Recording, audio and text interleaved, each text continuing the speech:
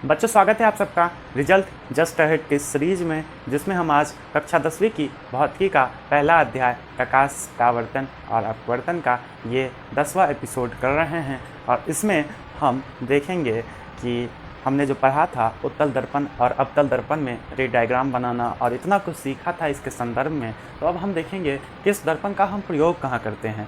आखिर हमने जो इतना पढ़ा तो इसका उपयोग होता कहाँ है, तो हम इन बातों पर चर्चा करेंगे। तो आइए अपनी चर्चा प्रारंभ करते हैं और देखते हैं कि अवतल दर्पण के उपयोग कौन कौन से हैं।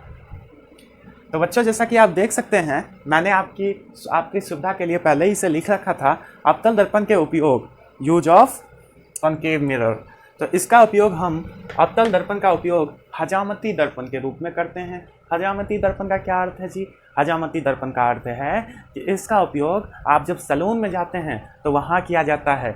इसका उपयोग हम दाढ़ी बनाने के लिए, शेविंग करने के लिए करते हैं। वहाँ मेजर, वैसे तो हम ऐसे नॉर्मल सैलून में जाते हैं तो वहाँ हम देखते हैं कि समतल दर्पण है जी, कोई अवतल दर्पण हमें नहीं दिखता। पर आप देखेंगे कि जो लोग ऐसे जो लोग दाढ़ी बनाने के लिए उपयोग करते हैं ना, सामान्यतः वैसे कुछ लोग समतल दर्पण का उपयोग करते हैं, लेकिन ऐसे साइंटिफिकली हमें इस दर्पण का उपयोग करना चाहिए। क्यों करना चाहिए जी? तो हमने पढ़ा है कि अवतल दर्पण में कई बार ऐसा होता है कि वस्तु से प्रतिबिंब बड़ा बनता है। वस्तु से प्रतिबिंब बड़ा बनता है जी।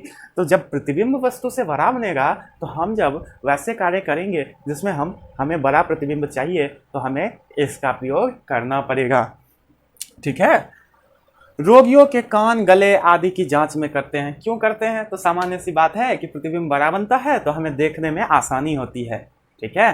अब अगला है, बड़े आकार के अवतल दर्पण का उपयोग सोलर कुकर के रूप में किया जाता है। क्यों किया जाता है? बड़ी सामान्य सी बात है। देखिए, ये अवतल दर्पण हमने पढ़ा है कि ध्रुव की ओर धंसा हुआ है तो जो भी किरण आएगी इसमें परावर्तित होकर सब यहाँ फोकस पर मिल जाएगी।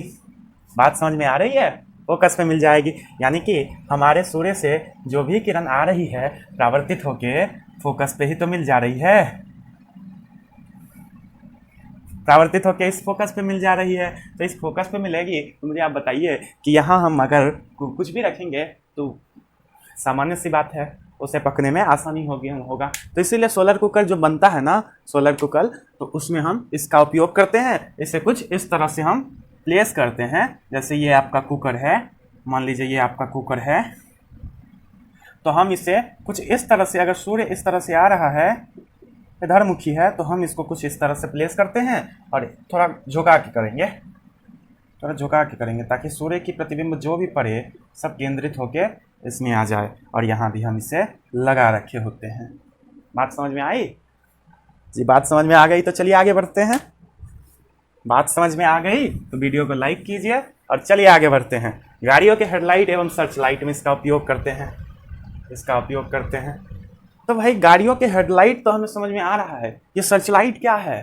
तो सर्च लाइट कह लीजिए या टॉर्च कह लीजिए, कुछ भी कह लीजिए, तो इसके परावर्तक सतह के रूप में हम सामान्यतः इसका उपयोग करते हैं। सर्च लाइट कह लीजिए आप या टॉर्च कह लीजिए।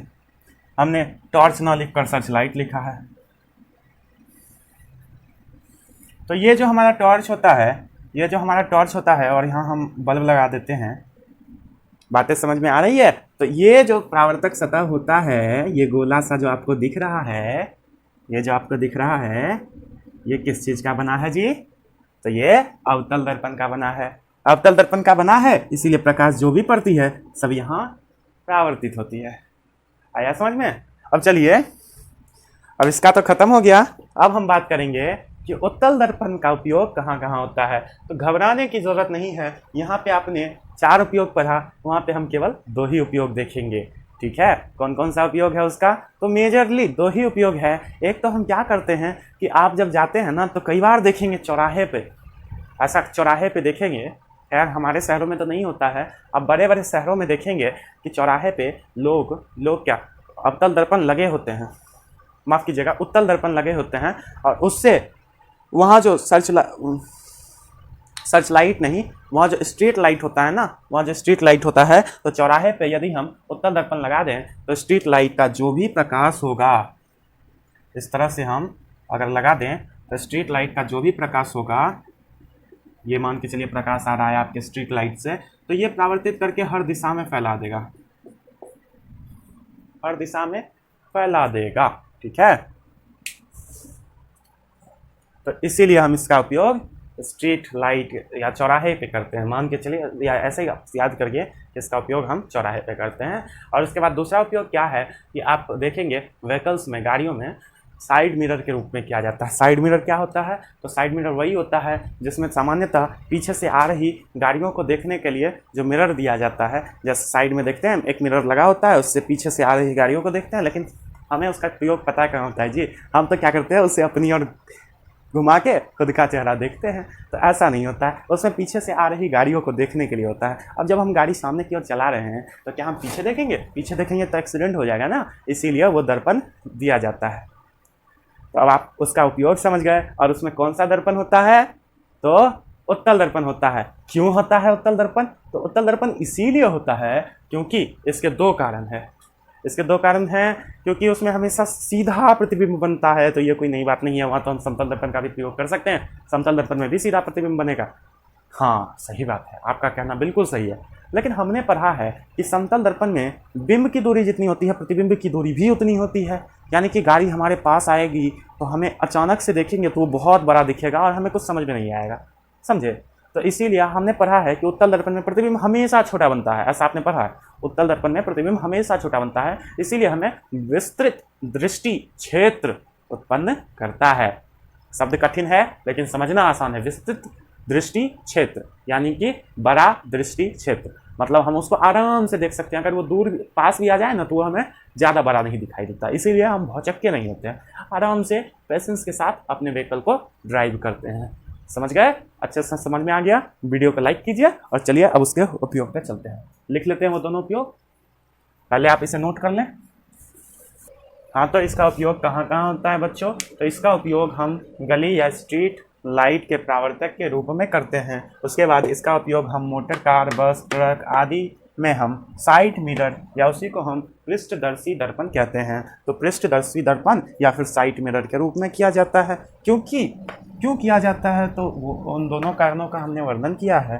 क्योंकि इसमें प्रतिबिंब हमेशा सीधा बनता है और दूसरा है इस दर्पण में प्रतिबिंब वस्तु से छोटा बनता है, जिससे हमें विस्तृत दृष्टि क्षेत्र हमारे लिए विस्तृत दृष्टि क्षेत्र बनता है। तो हमारे लिए लिख लेते हैं, ज़्यादा सही रहेगा हमारे लिए। तो इन बातों को आप समझ चुके हैं, तो चलिए आगे बढ़ते हैं और अब हम डिस्कस करेंगे कि चिन्ह परिपाटी क्या होती है। तो बच्चों, गोलीय दर्पण में कभी प्रतिबिंब दर्पण के सामने बनता है तो कभी प्रतिबिंब दर्पण के पीछे, कभी प्रतिबिंब सीधा बनता है, कभी प्रतिबिंब उल्टा। तो इन सभी कारणों में अंतर स्पष्ट करने के लिए एक परिपाटी को विकसित की गई, जिसे हम चिन्ह परिपाटी कहते हैं। इसमें हम दूरियों को धनात्मक तथा ऋणात्मक चिन्ह द्वारा दिखाते हैं। तो आइए देखते हैं कि चिन्ह परिपाटी होती क्या है और इसके कौन कौन से नियम हैं। तो चलिए इसके नियम की चर्चा करते हैं। तो इसके नियम के संदर्भ में हम आपको कहना चाहेंगे कि आपतित किरण जो भी होती है, आपतित किरण, आइए समझते हैं। ये जैसे आपका दर्पण है और ये जो आपतित किरण होती है, चलिए ये मुख्य अक्ष, और ये जो आपतित किरण होती है, आपतित किरण की दिशा में मापी गई दूरियां हमेशा धनात्मक होती है। जैसे अगर हम फोकस यहाँ है और वक्रता केंद्र यहाँ है, ठीक है, हमने वस्तु यहाँ रखा। सबसे पहला नियम तो ये कहता है कि सभी दूरियां ध्रुव से मापी जाती है, सभी दूरियां ध्रुव से मापी जाती हैं। और क्या दूसरा नियम है कि आपतित किरण की दिशा में मापी गई दूरियां हमेशा धनात्मक होती है, वहीं इसकी विपरीत दिशा में मापी गई दूरियां हमेशा ऋणात्मक होती हैं। विपरीत दिशा कहने का अर्थ ये है कि हम अगर ध्रुव से फोकस की दूरी मापेंगे तो हमें ध्रुव से इधर जाना पड़ेगा, जिस क्रम में हम इसका के विपरीत दिशा में चलेंगे। तो इसमें फोकस हमारा माइनस होगा, फोकस हमारा माइनस होगा। हम वक्रता केंद्र मापेंगे वो भी माइनस। वस्तु की दूरी, जैसे हम सामान्यतः वस्तु की दूरी है ना, इसे हम सामान्यतः u से दर्शाते हैं, तो ये भी हमारा माइनस हो जाएगा। यदि प्रतिबिंब कुछ यहाँ पे हमें प्राप्त हो रहा हो, जो कि नहीं होगा क्योंकि ये अवतल दर्पण है, इसमें एक ही केस में हमने देखा था कि प्रतिबिंब दर्पण के पीछे प्राप्त होता है। हमें प्रतिबिंब कभी यहाँ पे अगर बिंब रखें तो यहाँ पे नहीं प्राप्त होगा, हमें प्रतिबिंब यहीं प्राप्त होगा। फिर भी आपको समझाने के लिए हम ऐसा कंसिडर करते हैं, अगर प्रतिबिंब यहाँ प्राप्त हो तो हमें प्रतिबिंब की दूरियाँ प्लस में मिलेगी। क्यों? तो हम देख सकते हैं कि यहाँ पे आपतित किरण की दिशा में दूरियां मापी जा रही हैं। ध्रुव से दूरियां मापी जाती हैं ना, तो ध्रुव से हम इस दिशा में चल रहे हैं और ये इसकी दिशा में है, इसीलिए ये धनात्मक चिन्ह है। बातों को आप समझ चुके होंगे ऐसा मुझे विश्वास है। और चलिए इसके नियम का वर्णन करते हैं। तो चलिए इसके नियम को लिख लेते हैं। हाँ तो बच्चों, चिन्ह परिपाटी के ये 5 नियम हैं। ध्रुव को मूल बिंदु मानकर दूरियां मापी जाती है। आपतित प्रकाश की दिशा में मापी गई दूरियां धनात्मक होती है। आपतित प्रकाश के विपरीत दिशा में मापी गई दूरियां ऋणात्मक होती है। मुख्य अक्ष के ऊपर लंबवत सभी दूरियां धनात्मक होती है। मुख्य अक्ष के नीचे लंबवत सभी दूरियां ऋणात्मक होती हैं। तो मुख्य अक्ष के ऊपर कैसे होती है समझेंगे। ये देखिए आपका दर्पण है और ये मुख्य अक्ष है। अगर हम वस्तु या फिर प्रतिबिंब हमारा ऐसे मुख्य अक्ष के ऊपर है, प्रतिबिंब ही हो सकता है क्योंकि वस्तु को तो हम उल्टा रखेंगे नहीं, प्रतिबिंब मुख्य अक्ष के ऊपर है, तो ये इसकी अगर ऊंचाई की बात करेंगे, इसकी ऊंचाई की बात करेंगे तो हमेशा हम इसको पॉजिटिव लेंगे, धनात्मक लेंगे। अगर ये नीचे रहता ना तो ये ऋणात्मक हो जाता। समझ में आई बातें? अगर हम इधर सारी दूरियां इधर दर्पण के दाईं ओर हम जितनी दूरियां मापेंगे वो सब पॉजिटिव होंगी और दर्पण की बाईं ओर नेगेटिव होंगी। तो इस बात को आप समझ लेंगे। और चलिए इसी के साथ हम आज का ये एपिसोड खत्म करते हैं। अगले लेक्चर में हम डिस्कस करेंगे कि दर्पण सूत्र क्या होता है और उसका प्रूफ देखेंगे, उसको साबित करेंगे अवतल दर्पण में भी और उत्तल दर्पण में। फिलहाल के लिए आप हमसे जुड़े रहने के लिए चैनल को सब्सक्राइब करें। मुझे सपोर्ट करने के लिए वीडियो को जितना हो सके शेयर करें अपने दोस्तों के साथ, और जो भी आपके संपर्क में हो उनके साथ इसे शेयर करें। उसके बाद फिर क्या करना है, आपको डिस्क्रिप्शन में टेलीग्राम का लिंक मिल जाएगा, आप उसे ज्वाइन करें और ग्रुप डिस्कशन में भाग लें। और फिर भी आपको कोई समस्या हो तो मैं ये अपना व्हाट्सएप नंबर दे रहा हूँ, इस पर आप मुझे मैसेज कर सकते हैं। धन्यवाद, मिलते हैं नेक्स्ट एपिसोड में।